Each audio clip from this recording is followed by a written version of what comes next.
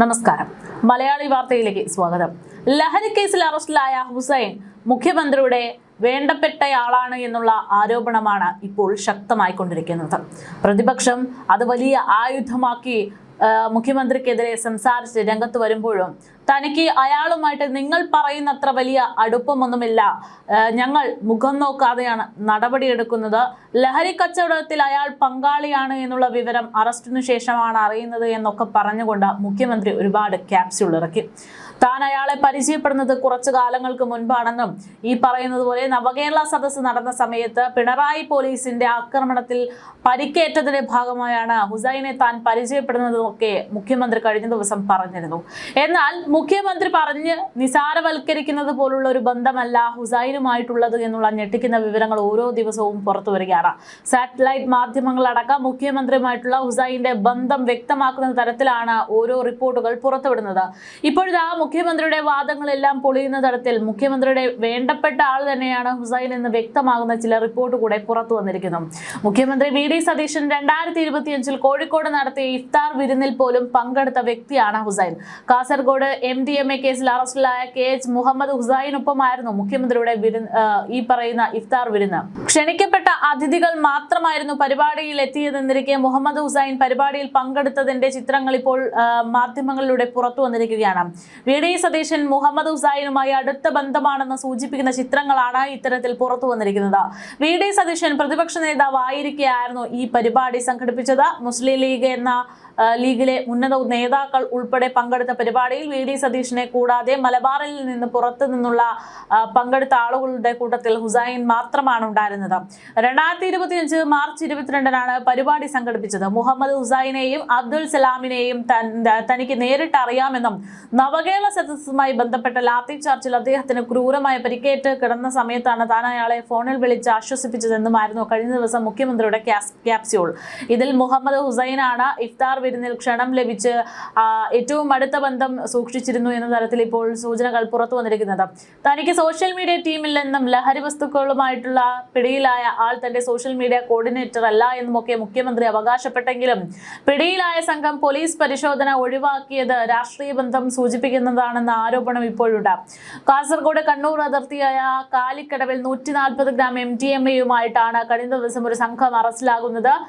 Police പരിശോധനയ്ക്കിടയിലായിരുന്നു ഇത്തരമൊരു സംശയം ഉണ്ടായത്. പക്ഷേ പരിശോധനകൾ ഒഴിവാക്കുകയാണ് അവിടെ ഉണ്ടായത്. രാഷ്ട്രീയ ബന്ധം ഉപയോഗിച്ചാണ് ആ പരിശോധനകൾ പെട്ടെന്ന് തന്നെ ഒഴിവാക്കിയതെന്നുള്ള സൂചനകളടക്കം പുറത്തു വരികയാണ്. കണ്ണൂർ, കോഴിക്കോട്, മലപ്പുറം ജില്ലകളിൽ വിതരണത്തിന് ശേഷം കാസർകോട്ടെ ഏജന്റുമാർക്ക് MDMA എത്തിക്കാൻ പോകുമ്പോഴായിരുന്നു സംഘം സംശയത്തിന് നേരിലായത്. വഴിയിൽ പലയിടത്തും പോലീസ് പരിശോധനകൾക്കായി വാഹനം തടഞ്ഞുവെങ്കിലും പ്രതികളിൽ ഒരാളായ KH മുഹമ്മദ് ഹുസൈൻ പുറത്തിറങ്ങി പോലീസ് ഉദ്യോഗസ്ഥരോട് തന്റെ രാഷ്ട്രീയ ബന്ധം പറഞ്ഞ് വിശദീകരിച്ച് അവിടെ നിന്ന് രക്ഷപ്പെടാൻ ശ്രമിക്കുകയായിരുന്നു. ഇയാളെയാണ് തനിക്ക് അത്തരത്തിൽ പറയുന്നത് പോലെ വലിയ ബന്ധമില്ല എന്നൊക്കെ പറഞ്ഞൊഴിയാൻ മുഖ്യമന്ത്രി ശ്രമിക്കുന്നത്. എന്തായാലും മുഖ്യമന്ത്രിക്ക് ഇതൊരു വലിയ തലവേദനയായി മാറിയിരിക്കുകയാണ്. കഴിഞ്ഞ ദിവസം ഹുസൈനെ എങ്ങനെ അറിയാമെന്ന് മാധ്യമങ്ങളോട് മുഖ്യമന്ത്രി പറഞ്ഞത് കൂടെ കേൾക്കാം. ഒന്ന്, ഈ അറസ്റ്റ് ചെയ്യപ്പെട്ട രണ്ടുപേരെ എനിക്ക് നേരിട്ട് അറിയാം. മുഹമ്മദ് ഹുസൈനെ, അബ്ദുൽ സലാമിനെ എനിക്ക് നേരിട്ട് അറിയാം. അതിലെ മുഹമ്മദ് ഹുസൈൻ അവിടുത്തെ യൂത്ത് കോൺഗ്രസ് പ്രവർത്തകനായിരുന്നു. ഞാൻ ആദ്യമായിട്ട് അദ്ദേഹത്തിന്റെ ഫോണിൽ വിളിക്കുന്നത് നവകേരള സദസ്സുമായിട്ട് അദ്ദേഹത്തിന് പെരുമ്പാവൂരിൽ കുറുപ്പുംപടി MGM സ്കൂളിന്റെ മുമ്പിൽ വെച്ച് ക്രൂരമായ ലാത്തിച്ചാർജിൽ പരിക്കേറ്റ് അദ്ദേഹം കിടക്കുന്ന സമയത്താണ്. ഞാനന്ന് പരിക്കേറ്റല്ല, ആ നവകേരള സദസ്സ് നടക്കുമ്പോൾ എല്ലാ സ്ഥലത്തും ലാത്തിച്ചാർജും ആണ്. അപ്പൊ ഇദ്ദേഹത്തെ ഫോണിൽ വിളിച്ചു. അങ്ങനെയാണ് ആദ്യമായിട്ട് ഫോണിൽ വിളിക്കുന്നത്. ഫോണിൽ വിളിച്ച് ആശ്വസിപ്പിച്ചു. എല്ലാവരും ആശ്വസിപ്പിക്കുമല്ലോ. ഫോണിൽ വിളിച്ച് തല്ലുകൊണ്ട ആളുകളൊക്കെ ഇയാൾക്ക് നല്ല പരിക്കേറ്റിരുന്നു. ആശ്വസിപ്പിച്ചു. അപ്പൊ ഞാൻ ആശ്വസിപ്പിച്ച കൂട്ടത്തിൽ എപ്പോഴെങ്കിലും ഞാൻ വീട്ടിൽ വരാം എന്ന് സാധാരണ പറയാറുണ്ട്. പറ്റാവുന്ന സ്ഥലത്ത് പോകാറുണ്ട്. അത് കഴിഞ്ഞിട്ട് കുറെ നാളുകൾക്ക് ശേഷം ഇയാൾക്ക് തിരുമലെല്ലാം കഴിഞ്ഞ് ചികിത്സ കഴിഞ്ഞ് വീട്ടിലിരിക്കുകയാണെന്ന് പറഞ്ഞു. ഞാൻ ഇതേയുള്ള ആ മംഗോല പഞ്ചായത്തിൽ ഒരു പരിപാടിക്ക് പോയി കഴിഞ്ഞപ്പോൾ MLA-യോടും അവിടുത്തെ പാർട്ടി ഭാരവാഹികളോടും ഒപ്പം അവരെല്ലാം കൂടി പറഞ്ഞു ഒന്ന് പോകണം, സാറ് വാക്ക് കൊടുത്തിട്ടുള്ളതാണെന്ന് പറഞ്ഞ് ആ വീട്ടിൽ പോയി ഇദ്ദേഹത്തെ കണ്ടതിന്റെ ഫോട്ടോസൊക്കെ ഉണ്ട്. അതിനുശേഷം ഇയാൾ എന്നെ 3-4 പ്രാവശ്യം പല സ്ഥലത്ത് വെച്ച് കാണാൻ വന്നിട്ടുണ്ട്. അപ്പോഴെല്ലാം നമ്മളൊരു പോലീസ് മർദ്ദനത്തിൽ പരിക്കേറ്റ ഒരാളെന്നുള്ള നിലയിലുള്ള ഒരു ഒരു ഒരു താല്പര്യം കാണിച്ചിട്ടുണ്ടായല്ലോ. അങ്ങനെയല്ലേ? അടികൊണ്ട് വന്ന പിള്ളേര് വരുമ്പോൾ നമ്മളൊന്ന് ചേർത്ത് നിർത്തും. തീർച്ചയായിട്ടും അത് നിർത്തിയിട്ടുണ്ട്. അപ്പൊ ഒന്നും അവിടുത്തെ പാർട്ടിക്കാർക്കോ പബ്ലിക്കിനോ ഇതൊന്നും അറിയില്ലല്ലോ ഇദ്ദേഹത്തിന് ഇങ്ങനത്തെ ഒരു സംഭവം ഉണ്ടെന്ന്. ഇപ്പോൾ അറസ്റ്റ് ചെയ്യപ്പെട്ടപ്പോഴാണ് നമ്മൾ അറിയുന്നത്. അറസ്റ്റ് ചെയ്തപ്പോൾ നമ്മൾ അറിയുന്നത്, അല്ലാതെ ആർക്കും അത് അറിയില്ല. അത് എന്റെ സോഷ്യൽ മീഡിയ ടീമിലൊന്നുമില്ല. എനിക്ക് പ്രതിപക്ഷ നേതാവായിരിക്കുമ്പോഴും സോഷ്യൽ മീഡിയ ടീമില്ല, ഇപ്പോഴും സോഷ്യൽ മീഡിയ ടീമില്ല. ഞാനൊരു കോർഡിനേറ്ററെ ഒന്നും ഒരു സ്ഥലത്തും വെച്ചിട്ടില്ല. അപ്പൊ ഓരോരുത്തർ ഓരോ ഇതിന്റെ അംഗമായിട്ട് ചേരുന്നതിന് ഇപ്പം നമുക്ക് എന്ത് ചെയ്യാൻ പറ്റും? നിങ്ങൾ ഒരു കാര്യം മനസ്സിലാക്കേണ്ടത് എന്താണ്, ഈ ആളെ തൂഫാൻ പദ്ധതി പ്രകാരം അറസ്റ്റ് ചെയ്തു. നിങ്ങൾക്ക് ആർക്കെങ്കിലും അയാൾക്ക് വേണ്ടിയിട്ട് ഏതെങ്കിലും ഒരാളെ ഇടപെട്ടു എന്നുള്ളതിന്റെ ആക്ഷേപമുണ്ടോ? അറസ്റ്റ് ചെയ്ത് ജയിലിലാണ്, റിമാൻഡ് ചെയ്തു, പ്രൊട്ടക്ട് ചെയ്തില്ല. ആരെ ഒരാളെ പ്രൊട്ടക്ട് ചെയ്തില്ല. പിന്നെ പലരും വന്നിട്ട് ഇപ്പൊ ഗോവിന്ദൻ മാഷ് പറഞ്ഞു എന്താണ് മുഖ്യമന്ത്രിയുടെ ഓഫീസിൽ മുഴുവൻ ലഹരി കച്ചവടമാണെന്ന്. ഇന്ന് ഞാൻ ഒന്നും പറയായിരുന്നെന്ന് വെച്ച് കഴിഞ്ഞാൽ അദ്ദേഹം ഞങ്ങളുടെ വീടിന്റെ ഐശ്വര്യമാണ്. ഇടയ്ക്കിടയ്ക്ക് ഇങ്ങനെ വന്ന് പറയുന്നത് അല്ലല്ല എന്ന് പറഞ്ഞു നിർത്തോട്ടെ, പറഞ്ഞു നിർത്തട്ടെ. ഐശ്വര്യൻ ഇങ്ങനെയൊക്കെ ഇടയ്ക്ക് വന്ന് പറയും മുഖ്യമന്ത്രിയുടെ ഓഫീസിൽ ലഹരി കച്ചവടം ഒന്ന് പാർട്ടി സെക്രട്ടറി പറയാം. എന്റെ പേഴ്സണൽ സ്റ്റാഫാണ്. എന്താണത്? നിങ്ങൾക്ക് അറിയാലോ, മുൻ മുഖ്യമന്ത്രിയുടെ പ്രിൻസിപ്പൽ സെക്രട്ടറി സ്വർണ്ണക്കള്ളക്കടത്ത് കേസിൽ 100 ദിവസം ജയിലിൽ കിടന്നപ്പോ ഈ സെക്രട്ടറി എവിടെയായിരുന്നു? ഈ പാർട്ടി സെക്രട്ടറി. പറഞ്ഞോട്ടെ, അത് പുള്ളി ഞാനെ കൊണ്ട് ഇത് പറയിപ്പിക്കാൻ വേണ്ടി ഇത് വന്ന് പറഞ്ഞു. അതാണ് ഞാൻ പറഞ്ഞത് അദ്ദേഹം ഐശ്വര്യമാണെന്ന് പറഞ്ഞു.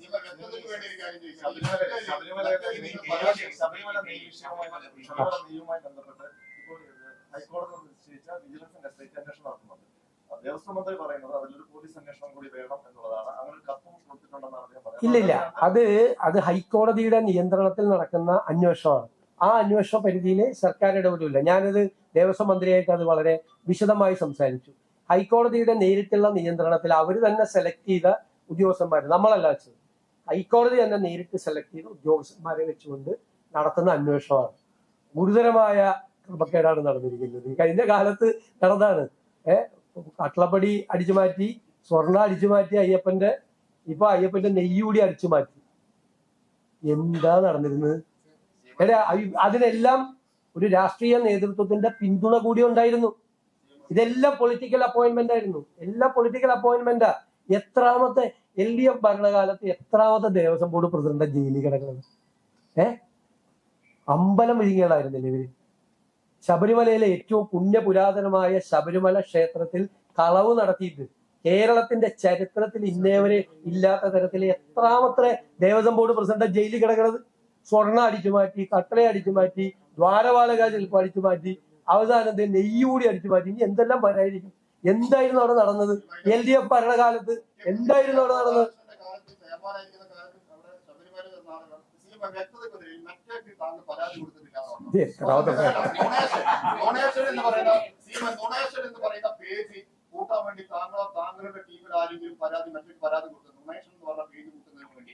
നിങ്ങൾ ഞങ്ങളുടെ ഓഫീസിൽ നിന്ന് ആകെ കൊടുത്തിരിക്കുന്നത് CMO കേരള എന്നുള്ളത് പുനഃസ്ഥാപിച്ച് തന്നെ എന്ന് പറയുന്നത്. അത് അവർ ചെയ്തു തന്നിട്ടില്ല. മറ്റേ ഇത്ര നാളായിട്ട് 2 മാസമായിട്ട്.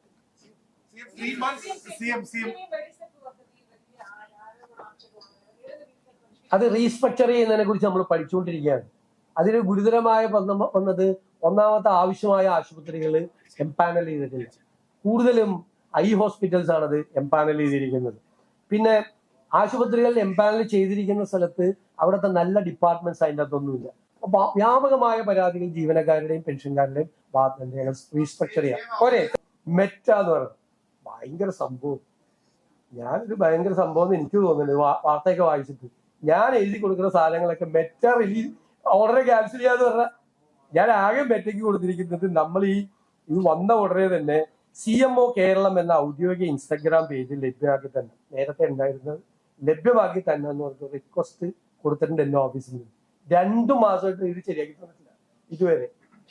ഞാൻ പറഞ്ഞിട്ടാണ് എന്റെ സാധനം മുഴുവൻ, ഞാൻ പറഞ്ഞിട്ട് മുഴുവൻ മെറ്റ റിലീസ് ചെയ്ത് പറഞ്ഞത്. നിങ്ങളൊക്കെ അതിങ്ങനെ വാർത്ത കൊടുക്കുകയാണ്. നിങ്ങളൊന്ന് ആലോചിച്ചു. ഞാൻ പറഞ്ഞു കഴിഞ്ഞാൽ മെറ്റ റിലീസ് എന്റെ ബോർഡുണ്ട് 3 എണ്ണം. ഇത് ഒരുപാടെണ്ണം ബോർഡുണ്ട്. അതായത് ഈ ദൃശ്യമാധ്യമങ്ങളുടെ ഓൺലൈൻ ആളുകൾ വെച്ച കാര്യം. ഒന്ന്, ഞാൻ ഈ മത്സ്യത്തൊഴിലാളി മേഖലയിലുണ്ടായ വിഷയങ്ങളിൽ ഇടപെട്ടതിനെ അഭിനന്ദിച്ചുകൊണ്ട് തിരുവനന്തപുരം ആർച്ച് ബിഷപ്പ് കൊല്ലം രൂപതയുടെ 700ാം വാർഷികത്തിൽ നടത്തിയ പ്രസംഗം പല നിങ്ങളുടെ ഓൺലൈൻ ചാനലുകളിലും വെച്ചു. അത് റിമൂവ് ചെയ്തു. അത് എന്നെ അഭിനന്ദിച്ചുകൊണ്ടായിരുന്നു. എന്റെ ഇടപെടലുകൾ, എന്റെ വിശ്വാസം കൊണ്ട് വളരെ ഇതാണെന്ന് പറഞ്ഞ് അദ്ദേഹം നടത്തിയ ഒരു പ്രസംഗം. ആ പ്രസംഗം ഓൺലൈൻ ചാനലുകൾ കൊടുത്തിട്ട് റിമൂവ് ചെയ്തിട്ടുണ്ട്. 2, ഞാന് ഷിബു ബേബി ജോണും ഞാനും തമ്മിൽ ഒരുമിച്ച് ഗൗതം കൃഷ്ണയുടെ വീട്ടില് പോയത്, അത് ചില ചാനൽ കൊടുത്തത് അത് റിമൂവ് ചെയ്തിട്ടുണ്ട്. മൂന്നാമത് KCBC മുഖ്യമന്ത്രിക്ക് ഒരു പരോക്ഷ പിന്തുണയുമായി ദുരിതാശ്വാസ പ്രവർത്തനങ്ങളിൽ ആരും രാഷ്ട്രീയം പറയരുത് എന്ന് പറഞ്ഞ് വെച്ച എന്റെ കൂടി ഫോട്ടോ വെച്ചുകൊണ്ട് പോസ്റ്റ് ചെയ്ത ഈ സോഷ്യൽ മീഡിയ ദൃശ്യമാധ്യമങ്ങൾ സോഷ്യൽ മീഡിയയുടെ എല്ലാ റിലീസും ഇപ്പോ തെലങ്കാന മുഖ്യമന്ത്രിയുടെ ഇത് ചെയ്തിട്ടുണ്ട്, ആസാം മുഖ്യമന്ത്രി, ഞങ്ങളുടെ ഹിമാചൽ മുഖ്യമന്ത്രിയുടെ ചെയ്തിട്ടുണ്ട്. അത് എന്താണ് മെറ്റ ചെയ്യുന്നതെന്ന് അറിയില്ല. ചാനലുകളുടെ പേരിൽ കൊടുത്തിരിക്കുന്ന കാര്യങ്ങൾ എനിക്കത് തിരിച്ച് വരുന്നതിൽ സന്തോഷമുള്ളൂ. കാരണം അങ്ങനെ ചെയ്യാൻ പാടില്ലല്ലോ, നാളെ എന്റെയും പോവില്ലേ. അല്ലാതെ ഞാനോ എന്റെ ഓഫീസോ പറഞ്ഞിട്ട് മെറ്റ നിങ്ങളൊക്കെ കൊടുക്കുന്ന ഓൺലൈൻ ചാനലിൽ കൊടുക്കുന്ന സാധനം റിമൂവ് ചെയ്യോ?